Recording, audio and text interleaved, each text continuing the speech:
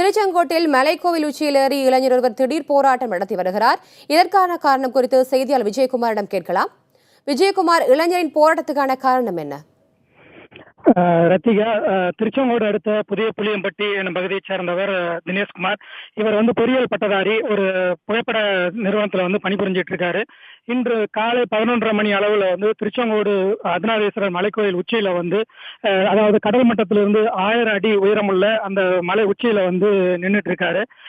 அதாவது அதோட கோரிக்கை என்னன்னா, தமிழகத்துல ஜல்லிக்கட்டுக்கு விதிக்கப்பட்டுள்ள தடை நீக்க வேண்டும், 70 வயதுக்கு மேற்பட்ட முதியவர்களுக்கு ஓய்வூதியம் வழங்க வேண்டும், அதேபோல் யோகாவை தேசிய அளவில் கட்டாயமாக்க வேண்டும் என்ற கோரிக்கைகளை வலியுறுத்தி அவர் மலை உச்சியில நின்றுட்டு தற்கொலை முயற்சி ஈடுபட்டு இருக்காரு. இது குறித்து தகவல் இருந்த திருச்செங்கோடு வருவாய் கோட்டாட்சியர் மகாத்மா அவரிடம் கடந்த 3 மணி நேரமாக பேச்சுவார்த்தை நடத்தி வருகிறார். இதற்கிடையே திருச்செங்கோடு தீயணைப்புத்துறை வீரர்கள் மேல அவரை மீட்கும் முயற்சியில ஈடுபட்டு இருக்காங்க. பேச்சுவார்த்தை நடத்தியுமே அந்த தினேஷ்குமார் அந்த இடத்த விட்டு அகலாம மலை உச்சியிலே நின்றுட்டு இருக்காரு.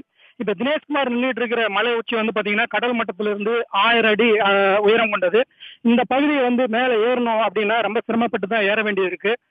மேல உச்சி பிள்ளையார் அப்படிங்கிற ஒரு கோயில் இருக்கு. அதனோட பக்கவாட்டுல சாய்தளமான ஒரு வலுவழுப்பான பாறை இருக்கிறது. இந்த பாறையில தான் தற்போது தினேஷ்குமார் அமர்ந்துகிட்டு கையில தன்னோட கோரிக்கைகளை வலியுறுத்தி ஒரு பதாகை ஏந்தி அமர்ந்து கொண்டு போராட்டம் நடத்திட்டு இருக்காரு.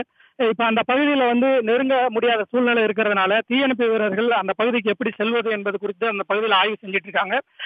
ஆர்டிஓ மகாத்மா தொடர்ந்து பேச்சுவார்த்தை நடத்திட்டு இருக்காங்க. ரித்திகா, விஜயகுமார், இந்த குறித்து இளைஞர் இதற்கு முன்னதாக அவருடைய கோரிக்கை குறித்து அதிகாரிகளிடம் முன்வைத்திருக்கிறாரா? அதுக்கு பதில் எதுவும் கொடுக்கப்படவில்லையா? அதிகாரி மகாத்மாவிடம் அவர் தன்னோட கோரிக்கைகள் குறித்து கோட்டாட்சியரிடம் விளக்கினார். அந்த கோரிக்கைகள் உடனடியாக மேலதிகாரியிடம் தெரிவித்து அதுக்கான உரிய நடவடிக்கை எடுக்கப்படுவதாக அவர் உறுதியளித்தார்.